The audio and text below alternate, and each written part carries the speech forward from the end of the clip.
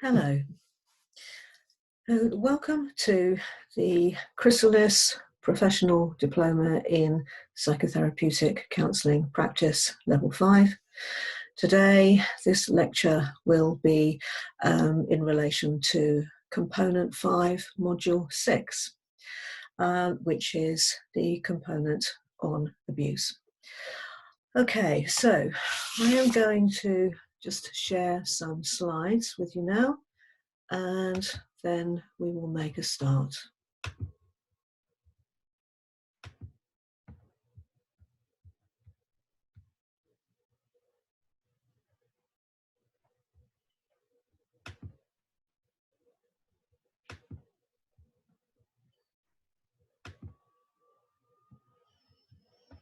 There we are. So, Module 6, Abuse.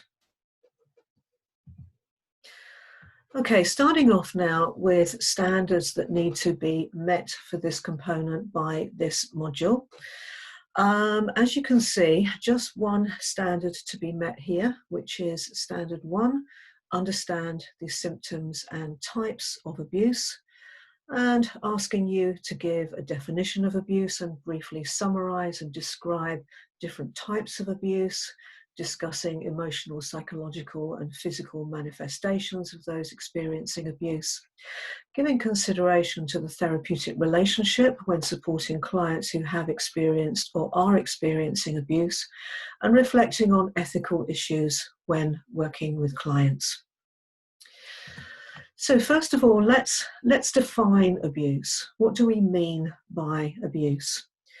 So abuse will possibly mean different things to different people. And one of the reasons for that is that the definition is based not on whether the perpetrator intended to cause harm, but rather on whether harm was caused. Okay, now that is an important thing to remember. So abuse generally is the misuse of power and control that one person has over another, and we'll look at this in some more detail.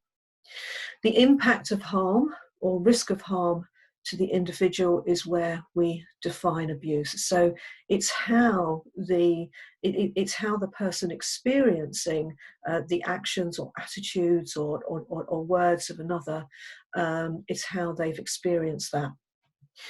So failing to act to prevent harm to a person for whom we have responsibility for also constitutes abuse. So this is where we can bring in neglect, for example. Neglect is a type of abuse. It's where we should have been taking some action but didn't.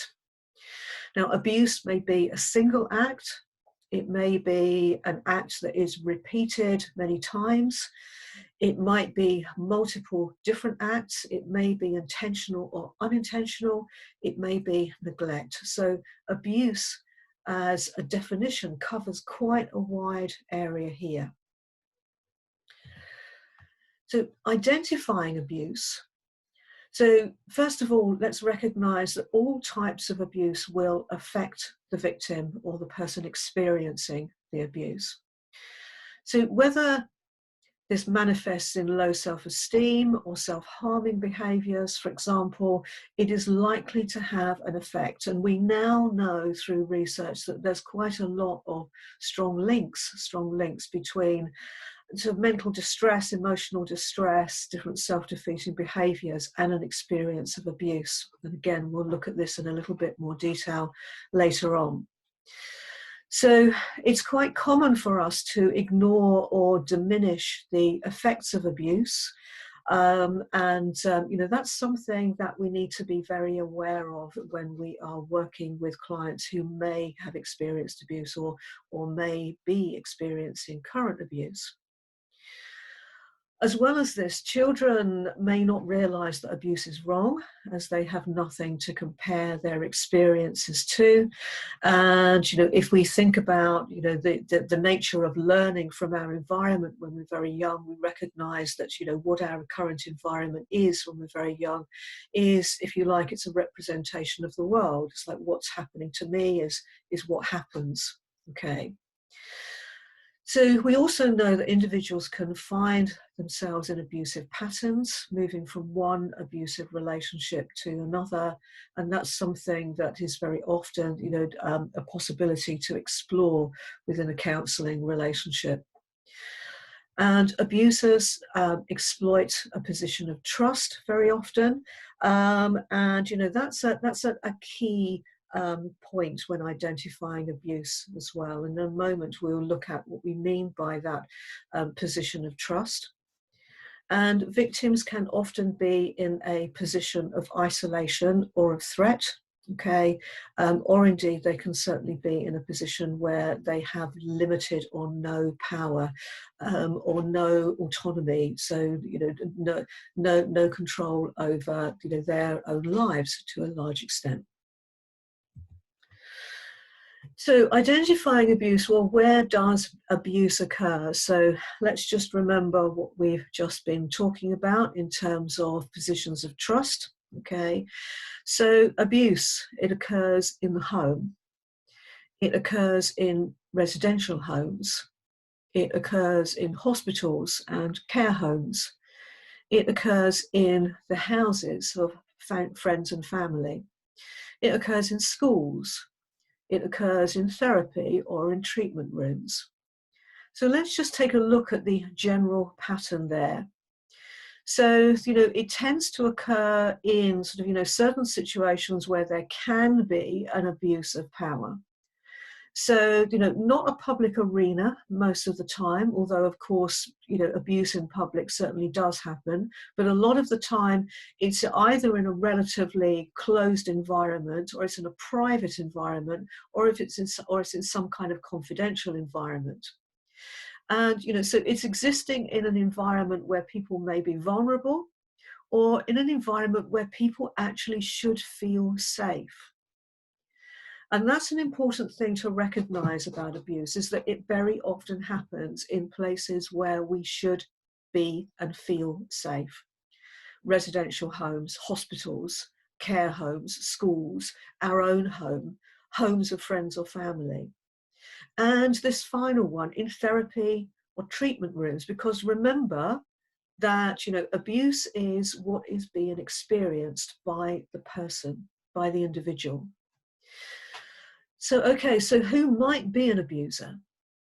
Well, an abuser may be a partner or spouse, a parent or a step-parent, a sibling, another relative, a friend, a neighbour, a professional, someone who is caring for a volunteer.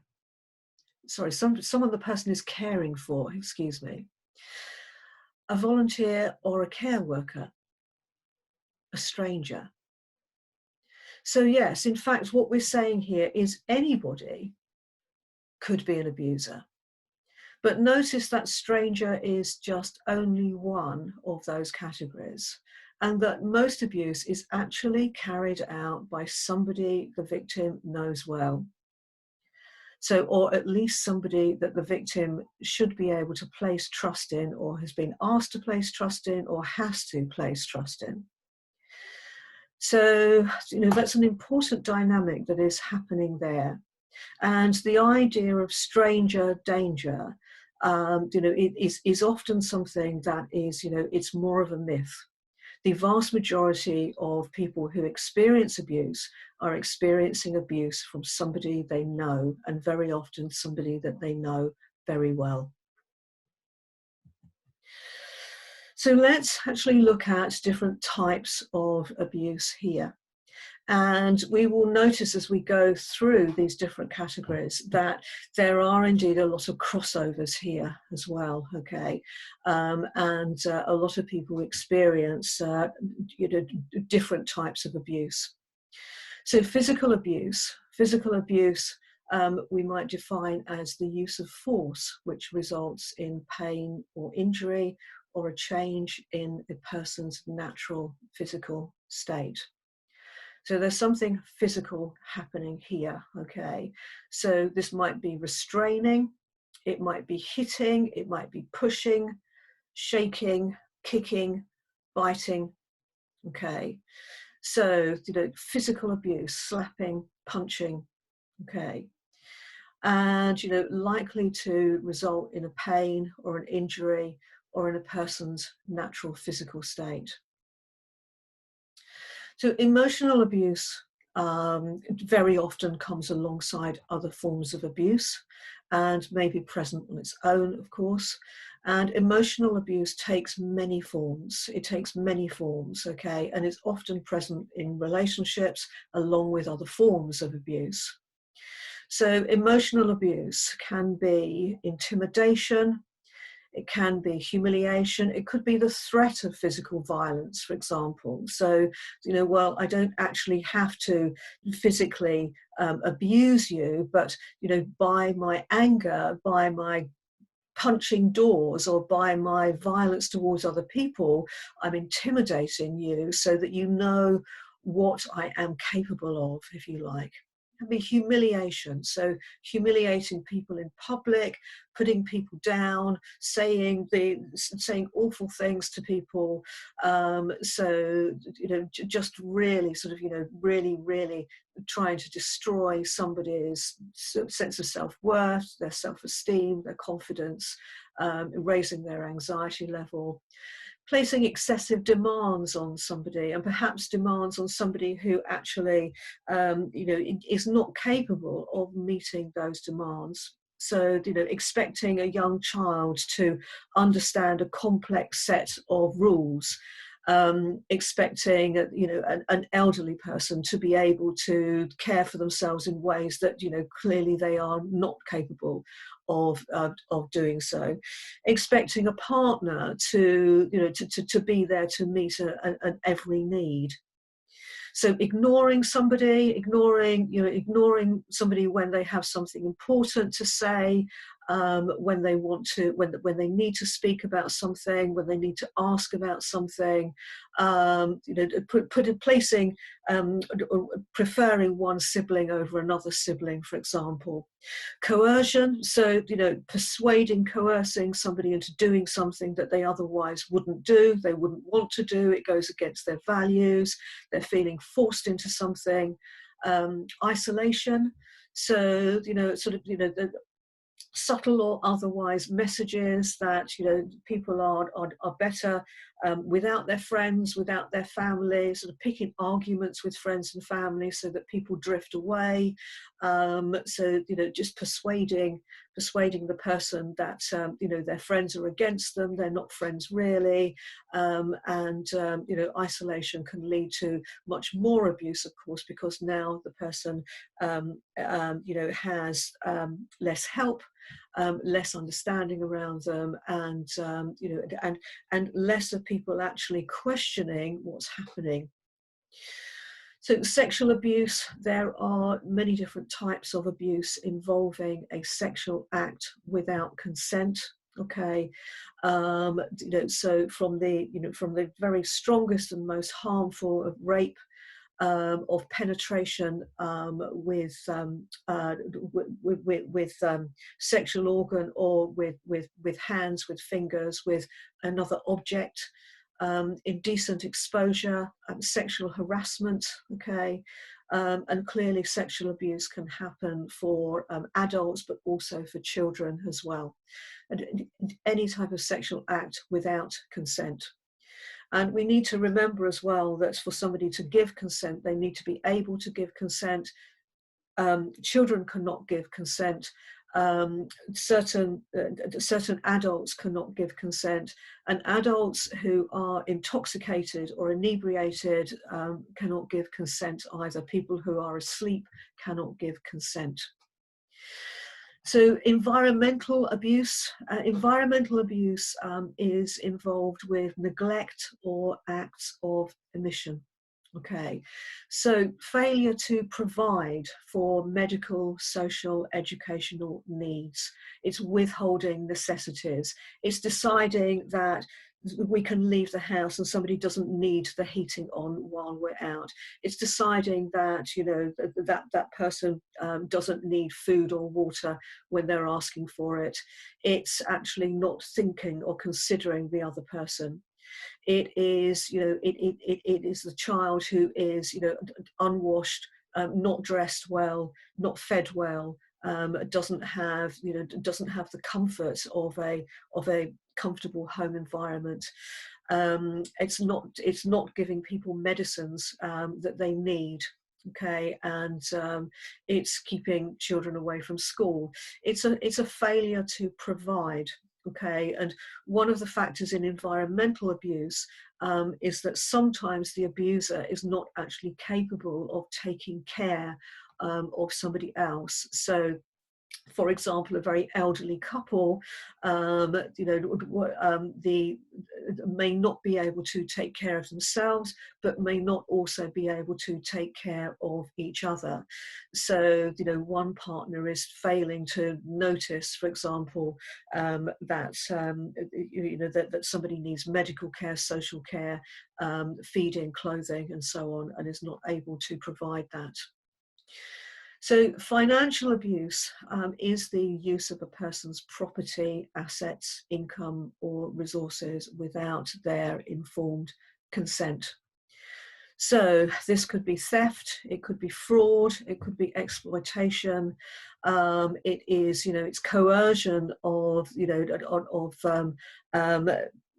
ensuring that somebody is given control of somebody else's bank account. It's like, I'll take care of your finances, don't worry about it, I'll decide what money you need and what to spend your money on. Okay, so financial abuse. And institutional abuse. So is the mistreatment, abuse, or neglect of a person violating their dignity, their human rights. So as the name suggests, this happens in institutions, in care homes, in children's homes, in prisons, but in schools. Okay. What we need to also be aware of here is that sometimes the abuse is institutional in the sense that it spreads right through the organisation. It is considered to be okay that certain practices or lack of practices are in place. So, it's not just necessarily one individual who is not doing their job properly. It may be that that individual is being overseen by a manager, who's being overseen by a director, who's being overseen by a CEO, and the entire institution has abusive policies, if you like. This is also an important one to recognise, because in certain types of institutions or organisations, then the institution or the organisation is responsible for the behaviour of an individual. And therefore, very often, if there is a situation where, that institution or that individual is brought to account, then the institution will defend the individual who's been abusing, purely because they feel the need to defend their institution. So, so bringing to mind here, perhaps, aspects of the church, for example, where, historically, it's been noted that, very often abuse by individuals has been hidden, it hasn't been addressed, and it therefore seems as if it's gone right through the organisation, the institution. Okay, so now emotional abuse. Emotional abuse, we're just going to take a look at in a little bit more detail, because emotional abuse can be harder for people to recognise that they are actually in an abusive situation. And it often comes alongside other forms of abuse as well. So in your module notes, in your online notes, there are extensive sections on each of these different types of abuse, and we're just going to focus on a couple today, and emotional abuse is one of those. Okay, but if you want to look further into other types of abuse that we're not going to be going through in this module today, then do make sure that you give the notes a thorough read.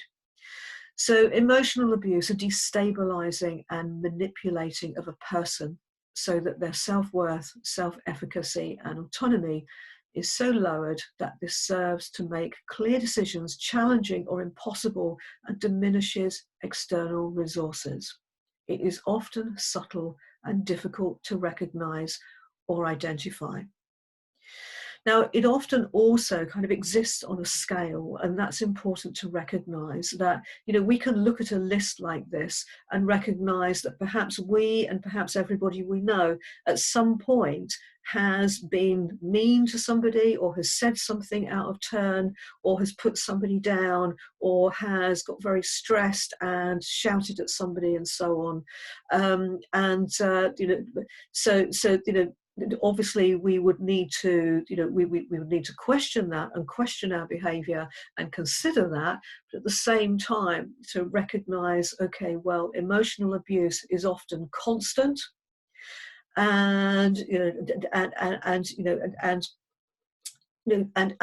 really has an effect on the person who's experienced it.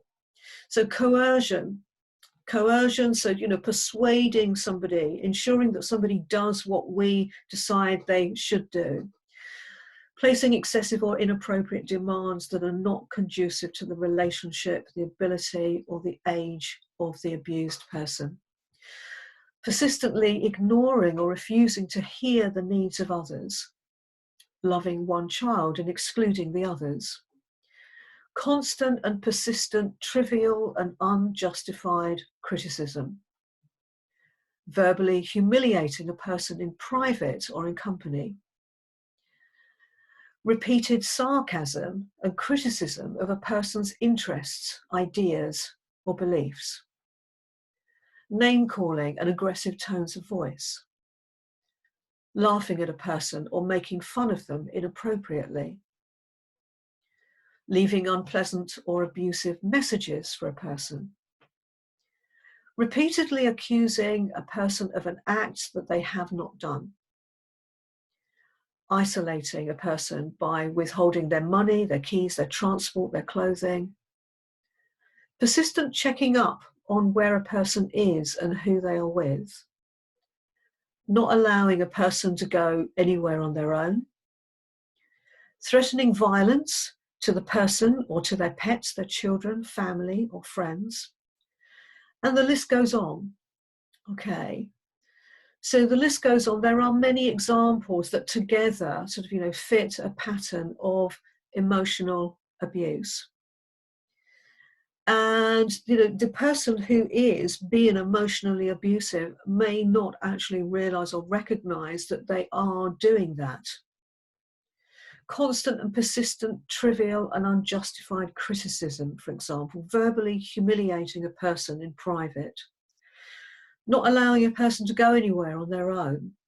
So, don't worry, I'll take you there, I'll bring you back, I'll pick you up, let me know where you are, let me know how long you are going to be, can sound so much like a concern. Well, we're being concerned here, we want to make sure you're all right. But the flip side of that is that, just not allowing a person to do something for themselves in the way they want to do it, at the time they want to do it, with the people they want to do it with. Persistently checking up on where a person is and who they are with. And again, it's like this can come over as concern. I'm just concerned for you. I just want to know you're all right. Okay. So some things to bear in mind there, that, emotional abuse is not straightforward. Let's take a look here at child abuse. Now, child abuse, of course, is, we're crossing over here into different areas. So child abuse is any abuse towards a child. Now, that abuse can be physical, it can be emotional, it can be institutional, it could be financial. It can be sexual. Okay, so child abuse. So, this covers a big area, and according to the NSPCC, over 500,000 children in the UK are abused each year. And it's very likely that the child is going to experience more than one type of abuse. So family stresses, mental illness, substance abuse, domestic violence, all increase the incidence of child abuse. So this is something that we need to be aware of when we are working with our clients, whether they be children or whether they be adults. And we may need to be aware of whether there are children in the home, children in the relationship, if there is evidence of domestic violence, for example, substance abuse, mental illness. So child sexual abuse occurs across all cultures, communities, and social classes. And in 90% of cases, the abuser is known as to the child. So myths around child sexual abuse. So it's a myth, for example, that it's not as common as people think. It is common. It is remarkably common. Okay, and it is not only strangers that sexually abuse children. In fact, most often it is people that the family know well or the child knows well, because there has to be a relationship, there has to be a sort of formation of trust for child sexual abuse, a pattern that happens of a grooming. Okay, and often not necessarily just grooming of the child, but a grooming of the family. So it is a myth, for example, that child sex abusers will come across as monsters. So because child sex abusers are often people who are able to gain the trust of the family. They are nice people, they are kind people, they are understanding people, they are people who understand children, they are people that the family invites into their lives. So all sexual abusers were sexually abused as children. This is a myth, okay? Although there is some correlation, okay, and there are some studies that do show that in a certain number of cases, sexual abuse does tend to follow that pattern, but it is not the case that all sexual abusers were sexually abused as children. It's also a myth that preschool children are at less risk of abuse. So young children are certainly at risk of abuse. Babies are at risk of abuse as well. And it's also a myth that children fantasize about abuse. So we know that children are incredibly creative, they are incredibly imaginative, but children do not fantasize about abuse. Children do not fantasize about behaviors or experiences that they can't imagine, okay? So children who have experienced abuse will be affected by that abuse. They may have post-traumatic stress issues. They may have extreme anxiety. They may be feeling strong guilt and shame and other very strong negative emotions. Adult survivors of child sexual abuse may substance abuse, may self-harm, may have eating disorders, may have a clinical diagnosis, a personality disorder, or a debilitating mental health condition. So in other words, there is a link here, there is a link. We cannot experience abuse or trauma without it having an effect somehow. Okay, so a specialist area for therapy where support is for the whole person. So working with abuse, working with child abuse in particular, is a specialist area for therapy. And support has to be for the whole person and for all aspects of their experience and responses. And we need to remember that if we are working with an adult survivor of child sexual abuse, it is not enough to heal a person by bringing into awareness a trauma. Okay, the journey of healing for the client is often a long one of being able to process in a supportive environment the conflict, the experiences, the memories, and the consequences. This may well take a long time and has to be done at the pace of the client. So when you are considering, for example, that maybe you have learned methods to return to initial sensitizing events or periods in the person's life, be very, very careful here. So because the client first of all needs to be in control of what they are experiencing, and when they want to experience it, if at all. Okay, so this is this is a specialist area where the support needs to be holistic, and the therapist needs to be very aware of that. So let's take a brief look at domestic abuse now. So domestic abuse is defined as an incident or pattern of incidents of controlling, coercive, threatening, degrading, and violent behaviour, including sexual violence by a partner or an ex-partner. So here, again, we bring in other aspects of abuse. Domestic abuse can encompass physical abuse, emotional abuse, sexual abuse, financial abuse, okay? And it's a largely hidden crime. And often there is intense fear and intense risk around reporting or disclosing the abuse. So, so here we are in a situation where, it's happening behind closed doors a lot of the time. The control includes isolation, induced exhaustion, threats, demonstrations of complete power, humiliation, and occasional indulgences, because this is part of the pattern sometimes, and violence. So anybody who is supporting somebody who is experiencing domestic abuse, whether that support is as a neighbour, as family, as friend, or indeed as a therapist, needs to be very aware that leaving an abuser, and this really counts for all types of abuse actually, leaving an abuser can bring great risk to the victim, who may also have few resources to escape.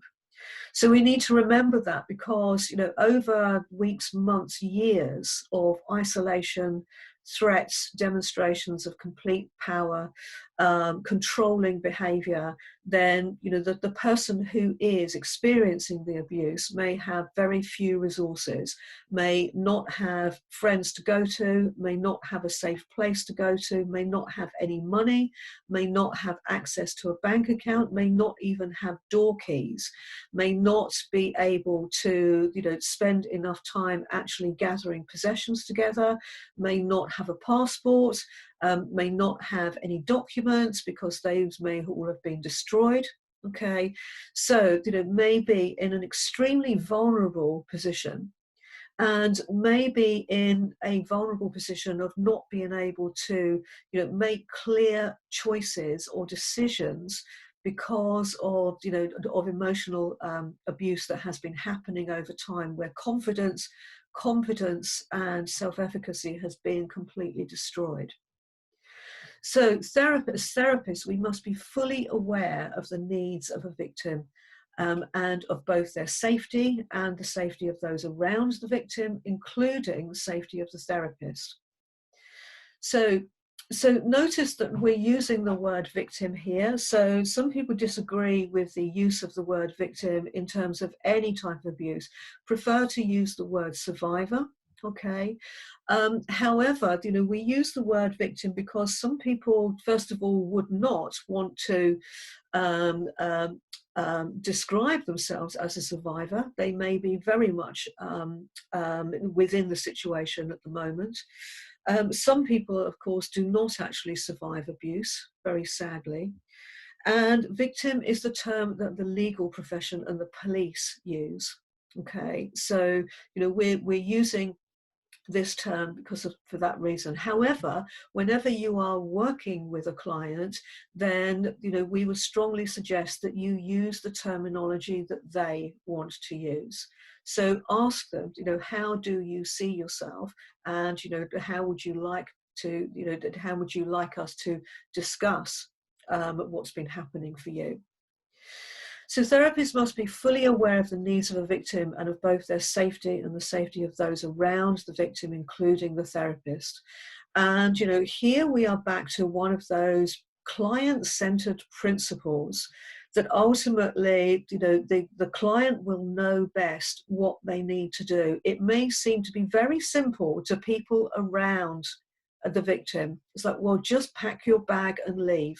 That may be extremely, extremely difficult for somebody to do. And it may be extremely risky. And we do know that often the violence or the abuse will step up a gear if the perpetrator has any sense that the victim may be ready to leave, may be moving on, you know, and then may make great efforts to increase threats or actually carry out threats. So the consequences of decisions must be carefully thought through, and specialist advice from services such as Women's Aid or other domestic violence agencies are best sought. So, you know, while you are in training, for example, then, you know, you would not be working with any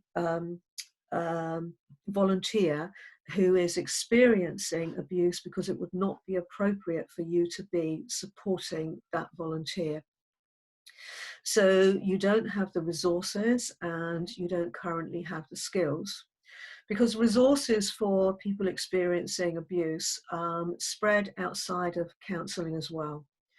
So organisations such as Women's Aid, you know, have very strong links with police, with courts, with lawyers, with local councils, with refuge centres, with citizens advice, with, you know, with debt advice, with children's services, okay?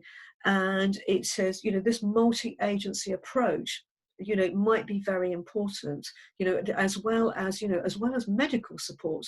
Okay, so medical support, you know, that may be necessary for somebody who has escaped such abuse.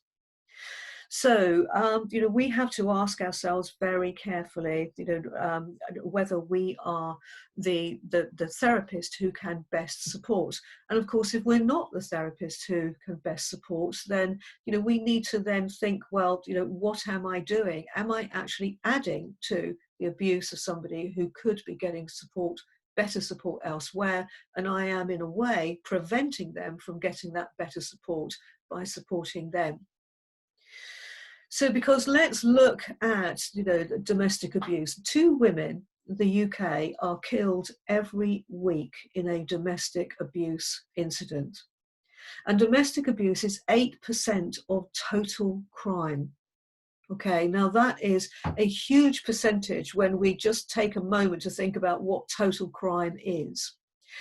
And there is an emergency call made about a domestic abuse incident every 30 seconds in the UK.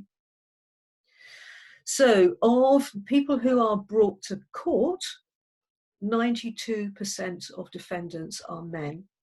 So although we recognise that domestic abuse is not only a male on female crime, and that domestic abuse most certainly does happen female to male, male to male, female to female, okay? But 92% of defendants are men and 84% of victims are women. So, you know, so organisations such as Women's Aid are set up to support women who have been victims of domestic abuse. Okay, there is no distinction in domestic abuse between ethnicity, class, lifestyle, or religion. It spans, you know, all religions, all lifestyles, all classes, all ethnic groups. So, okay, so, you know, this pattern here is a pattern that is an identifiable pattern that happens within domestic abuse. Now, it may well be that, you know, that we could say that this pattern happens in other types of abuse, perhaps, you know, physical abuse, for example, not necessarily in a domestic situation, but there is this pattern that seems to happen. Okay. And many victims have discussed this pattern and how this pattern feels for them as well. The pattern is that tension starts to build. Now that can start over something really small. Now it might be that some of us can also identify this pattern in a much smaller way. So sometimes we know when we're starting to get a little bit irritated with our partner, or our partner's starting to get a little bit irritated with us, and then perhaps there's going to be a little bit of an argument, and then we're going to sort of sort things out, and then things are going to level out. With abuse here, the tension starts to build. It can be the simplest thing. Okay, the simplest thing. So something at that point is going on. Okay, it's going on. So the abuser is it has these sort of these stressful thoughts. They are projecting outwards. They're not happy. Okay, and then the tension starts to build and abuse begins, and this will start off being small things, and and then it will start to escalate. Okay, and at this point the victim, if they have been in this situation before in the relationship, will be aware of what is happening, and will be aware that anything that they can do to try and stop this is probably not going to work. The goalposts will keep shifting, and the tension begins to build, and the abuse begins, and the violence begins, and it reaches boiling point, and then there is this acute episode. In this model, this acute battering episode with an unpredictable start. Okay. So, and that episode will last for as long as the abuser decides it's going to last for. And the victim very often in the situation can do nothing about it. If they are able to get away, they can get away, but very often they can't do anything about it. It will be over when the abuser decides it will be over. So, obviously the result of this particular aspect of this cycle here can be really serious. So people can be killed. People can certainly need emergency services. Police may be called, ambulances may be necessary, hospitalization may be necessary. So, wounds may have to be dressed here. And then the next part of the pattern is generally, so things level out, there is remorse from the abuser, there are apologies, there is generosity, there is helpfulness, there is there is there is expressions of love here. Okay, and and very often a statement that this will never happen again, until it does. Okay, because the pattern continues. So there is this build up, there is this climax, there is this come down, and then there is a build up again. So okay, so that's a little bit about domestic abuse patterns there. So assisting those experiencing abuse. So, first of all, recognizing that, we need to know our level of competence. We need to know the level of competence and the level of support that we can offer. Are we working with an organization that has strong safeguarding in place? Are there very, very strong rules around confidentiality or privacy of material or keeping the client safe? Could you otherwise be putting your client at more risk? So, if somebody is in a very controlling, coercing, isolating relationship, what would happen for them if it were discovered, for example, that they had been contacting a counsellor?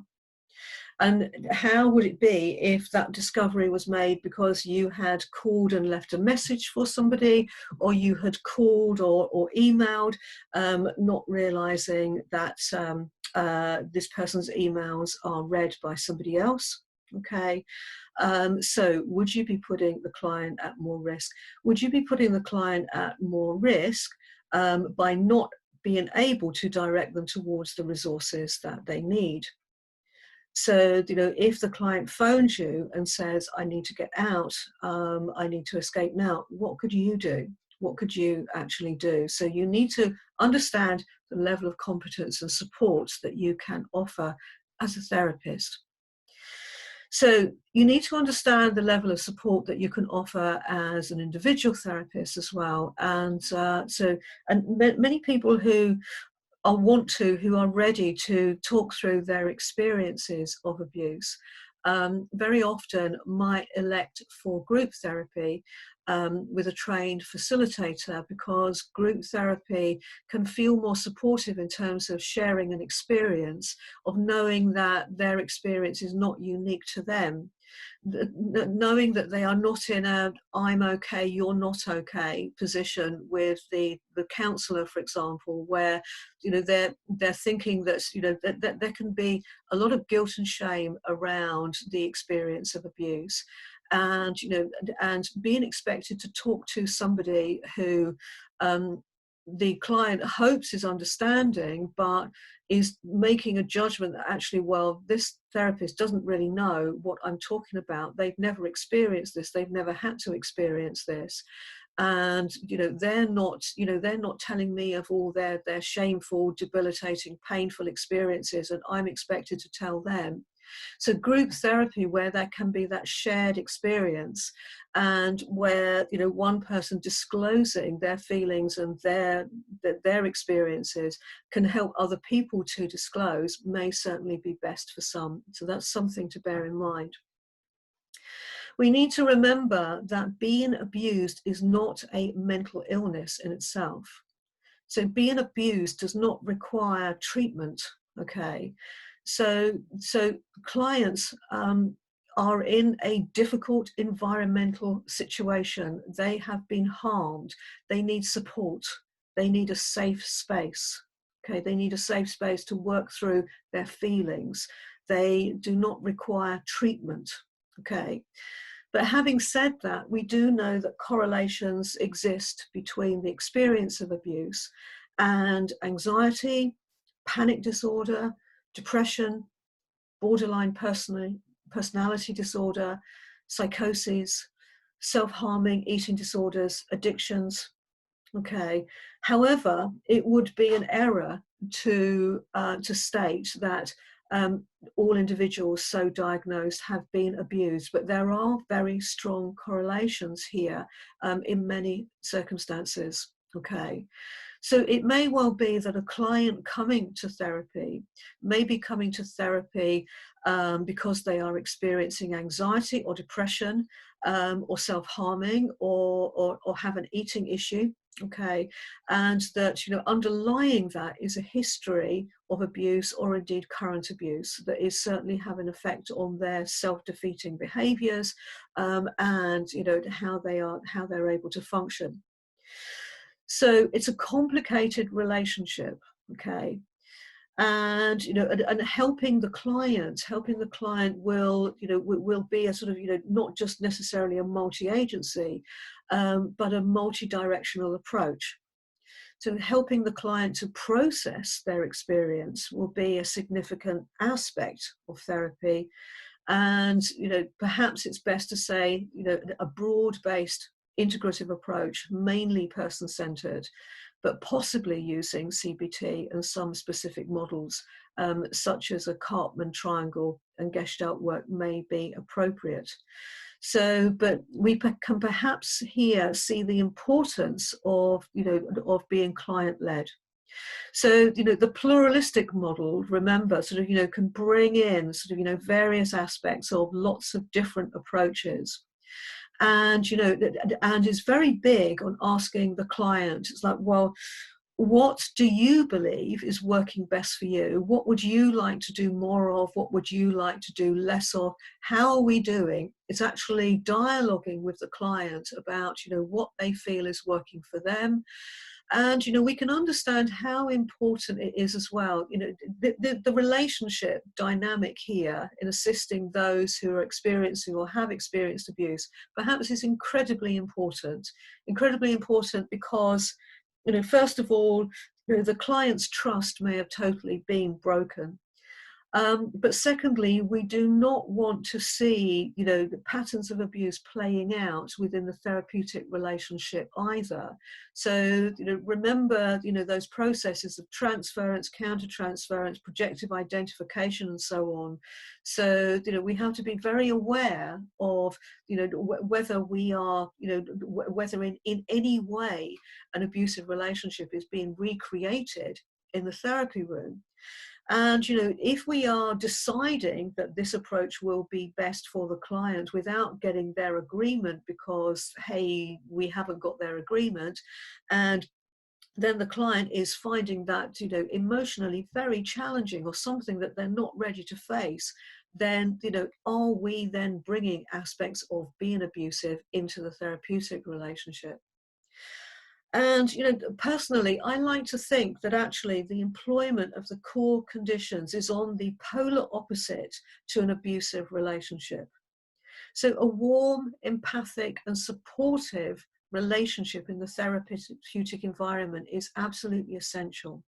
And if we think of those elements of, using the core conditions, so providing empathy for the client, so trying to understand their world, how things are for them, how they are feeling, trying to link in with those feelings.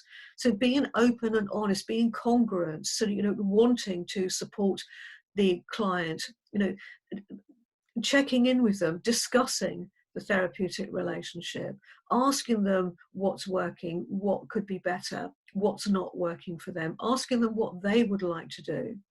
So giving them control, at the same time, holding space for the client. So, recognizing if they seem to be perhaps rushing ahead too fast, and, just holding that space for them.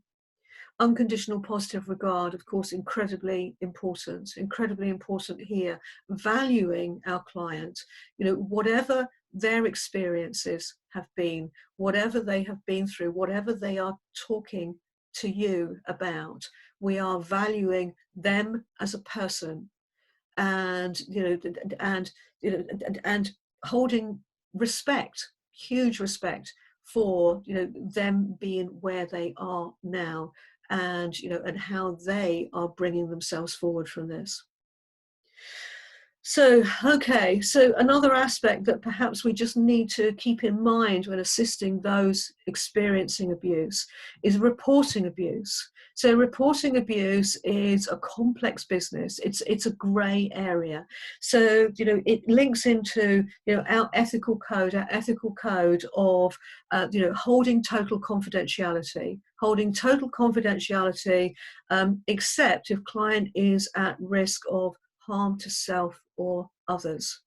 Okay, so of course we may well see very clearly that the client is currently at risk of harm if they are experiencing domestic abuse, or that children are at risk of harm if our adult client is talking about what's going on in the family at the moment. So our ethical code states that ethically we must report risk of harm to self or others. But we always need to reflect on this, okay? And we need to reflect on whether we put the person at greater harm by reporting. Okay, so this is when the experience of an organisation like Women's Aid or NSPCC or Childline, sort of, it comes into play. Okay, are we putting the person at greater harm by reporting? Now, we have a legal response. There's a legal responsibility of the state to protect children and vulnerable adults, and anyone working within, within the public sector, for example. So teachers in state schools, so nurses, doctors, social services. Have a legal responsibility and an organisational responsibility to protect children and vulnerable adults. If you are a private practitioner, then you have an ethical responsibility to protect children and vulnerable adults. And what you should do always straight away is to contact your supervisor and reflect together on what action needs to be taken and how that action can be taken, and where to get advice, and what the next step is. So we need to remember, when reflecting on whether we put a person at greater harm by reporting or not, that police can only take action if there is evidence of a crime. And you being told that something happened somewhere else at some other time may not be evidence of a crime. It might be. Okay, and so if you are told anything that might possibly be evidence, then you need to keep careful notes about that. So anybody experiencing domestic violence may be able to apply for a domestic violence protection order, but these will only last for a certain amount of time, and will give space to the victim in order to put something better in place. But how effective they are. So perpetrators of abuse can be incredibly capable of bending the law, of getting away with things, of finding their way around things. Perpetrators of abuse can be absolutely adept at getting people to say nothing, to change their story, to make it clear that something worse will happen if they were to say anything, to know how long they have before the police are likely to arrive at the doorstep. Okay, and then to know how to speak to the police so that it's clear that it's just another silly argument and it's nothing. Okay, so there are many ways that the abusers can bend circumstances and bend the truth and so on, which can make actually reporting abuse incredibly complex. So you need to also reflect on what support will be available to the person, and and as you move towards practicing, okay, then you should know what is available in your local area, and to keep those contact details, so that if you do feel that you need to refer a person on to a specialist organisation, or to a lawyer, or to the police, or to social services, then you have those contact details there. But it's not something to be thought about lightly, and there is a large grey area here. So you have an ethical responsibility to report risk of harm, but you always need to reflect carefully on whether you're putting the person at greater harm by reporting. So you need to think carefully through those steps. Okay, so just moving on now to just a very brief section on supervision. Perhaps we can see some links here with what we have just been talking about. So in the main, working with abuse is a complex area. And it's perhaps, unless we are working in a specific setting with specific client group, then it is more likely that we will be working with clients who have previously experienced abuse, or who don't recognize that they are experiencing abuse.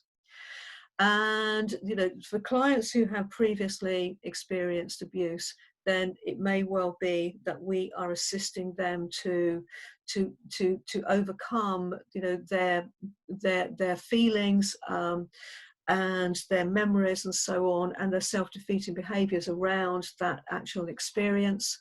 And to work with some of the fallout for those experiences as well that they are now dealing with. So if you are working with a client who you suspect is being abused, then you need to think very carefully about that. So you need to consider, what you would do there. And supervision is the place to consider it, really. So, if you are suspecting that somebody is experiencing abuse, then, should you let them know that? How will they respond to that? Will they deny that? Will they feel really uncomfortable feelings around that? Will they feel belittled as if they have done something wrong? Will they feel incredibly guilty? Will their sort of sense of self-esteem be diminished by us making that sort of disclosure, if you like?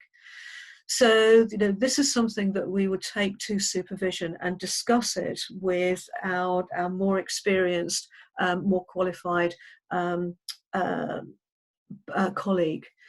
So it's one of the reasons why we might actually recognise, well, here is a good example of why supervision is so important. Now, in this year 3 of your course, of course, you will be in regular supervision, and you will be having regular supervision with your placement work, meaning that all of your client work is being supervised. And the NCS guidelines are that all practitioners, including trainees, must have regular appropriate supervision. So all practitioners also means that trained counsellors, qualified counsellors, counsellors working in private practice or otherwise also have regular supervision. So supervision arrangements can be one-to-one, or they can be in group supervision, and you may have experienced both by now, or you may have experienced just one. If you are in group supervision at the moment in your placement, then you will have an experienced supervisor overseeing and facilitating the group. And here is where you discuss client cases in confidence, along with other matters that are relevant to your client work. So supervision arranged privately will involve a cost. And if you've needed to arrange private supervision for your placement work, then you will know that it involves a cost. And the purpose of supervision is to ensure the passing on of expertise and understanding with the aim of continuing good practice within the profession for the benefit of the client. And let's remember this, okay? So the purpose of supervision is firstly for the benefit of the client, and then next for the benefit of the profession and the supervisee. Okay, so it's passing on of expertise and understanding, and it's passing on of that expertise and understanding, not in a general way, not in the way of how you are learning on this course, for example, but in a very specific way, of, okay, this is the work that I am doing at the moment with this particular client. So it's looking at aspects of therapy in detail. It's it's creating more of a micro awareness, if you like. So it's looking at what's happening in the here and now. And we could say that when we're looking at what's happening, there are these 4 factors of supervision. So there is review. There is review of client cases where you are coming to supervision with a brief summary of the work that you've been doing with the clients, and you're giving that summary and discussing that work within supervision, and discussing perhaps where you might take this next, what you have in mind, how the client feels about what the work is that you've done already. And then there may be reflection. So reflection would cover, for example, some of the things that we've been looking at today. It's like, okay, well, what do I need to think further on here? So the decision that I made led to this outcome, or I think I may need to make a decision here, or I am considering what to do in this situation. Or I'm finding that, the client is responding in a certain way, and I don't know whether that's something to do with how I'm responding. Am I bringing something into the therapy here? And so, you know, am I somehow clouding the therapy with my own experiences, with my own thoughts? You know, what's my own self-awareness here? What do I feel I'm being pulled into? What's being triggered for me? So personal support will cover not personal therapy. Okay, so, you know, so supervision is not about you having your own personal therapist. So the personal support here is supporting you so that you can further support your clients. Now that might be anything from, you know, so, you know, how is your workload at the moment, and how is your work-life balance? How is your stress level? You know, how do you feel about working with this number of clients? So, you know, how do you feel, you know, working with clients who are bringing quite challenging issues for you? What do you need? Are you meeting your needs? Okay. Um, Okay, and the fourth factor of supervision, professional development. So professional development, which might be sort of, you know, a passing on of expertise, sharing of, you know, so good research to do, you know, possible workshops that might be valuable, but also, you know, sort of cementing and understanding, you know, theoretical models and so on, and you know, different methods that could be used. So, you know, so adding something to the practice. Okay, so that's a short summary of this particular section, part one of supervision, that is in your module for this particular module. So I hope that that has given you a reasonable summary of the work of module 6. So thank you for listening. I hope it's been valuable, and I look forward to seeing you again soon. Thank you. Bye-bye.